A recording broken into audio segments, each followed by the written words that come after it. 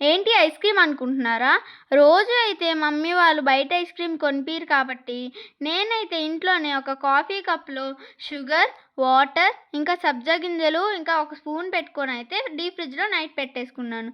Morning అయితే గుడికెళ్ళొచ్చాక బయట ఎండగా ఉందని తీసుకొని తిన్నాను. భలే బావుంది. మార్నింగ్ అయితే నాకు గుడికి వెళ్ళడం కుదరలేదండి. మా పాప మా వారు వెళ్ళారు టెంపుల్‌కి. నేనైతే ఈవినింగ్ స్వామి దర్శనం చేసుకుందామని వెళ్ళా. అక్కడ పొద్దున్నైతే మార్నింగు సీతారాముల కళ్యాణం జరిగింది కదా! ఆ అక్షింతలు అయితే పంచుతున్నారండి. నాకు కూడా అక్షింతలు ఇచ్చారు. అందులో అయితే మాకు అక్షింతలు ముత్యాలు కూడా వచ్చాయి. మాకైతే సాటర్డే సివిల్ డ్రెస్ ఉంటుందండి. మేమైతే వచ్చేసరికి మా మమ్మీ అయితే రెడీ అయ్యి ఉన్నారు. నిన్నైతే మా ఏరియాలో సీతారాముల కళ్యాణం జరిగింది కదండీ! అక్కడైతే ఈరోజు భోజనాలు అయితే పెడుతున్నారు. మేమైతే వెళ్ళాము. భోజనం చేసి బయటకు వస్తుంటే ఐస్ క్రీమ్ బండి అయితే కనిపించింది. ఈ ఎండలో ఐస్ క్రీమ్ చల్లగా తింటే చాలా బాగుండేది కదా! Thank you for watching. Bye bye.